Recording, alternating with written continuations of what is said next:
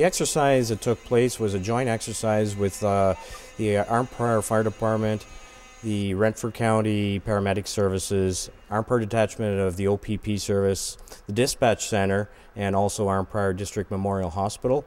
It was a mock exercise simulating a disaster that took place at Arnprior District High School in Arnprior, where there was a proposed building explosion and a partial building collapse with people inside. We do training regularly with the fire service to maintain our skills in the fire service. However, this was a joint exercise to bring all agencies together to see how we work as a group. It's not uncommon that we do respond jointly to different incidents, but this was a large-scale incident that involved a number of agencies.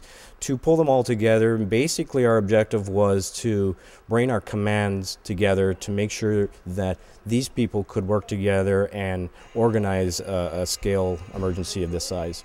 Well, basically the students were dressed up as casualties, and they had fake injuries, and there was simulated amputations, there was blood, there was screaming. They did a great job doing some acting, made it very realistic. The area was filled with theatrical smoke, which you would see in the movies, for example. A very safe environment.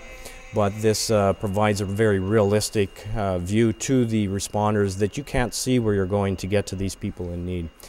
These people were then had to be extricated from the building and taken to paramedic services for triage.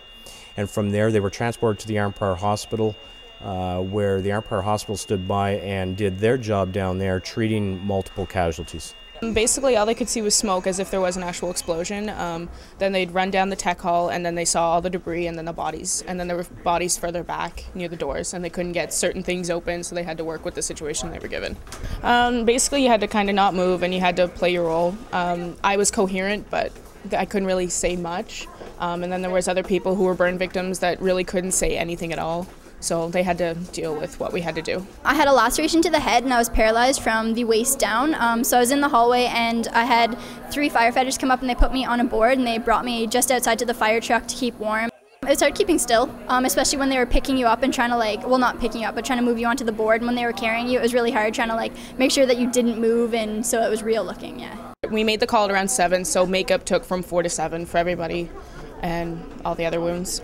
He actually took a long time for everyone. I had a compound leg fracture, so I had putty built up on my leg and then a piece of bone sticking out and fake blood and everything like that. There was one dead girl where she was covered in blood.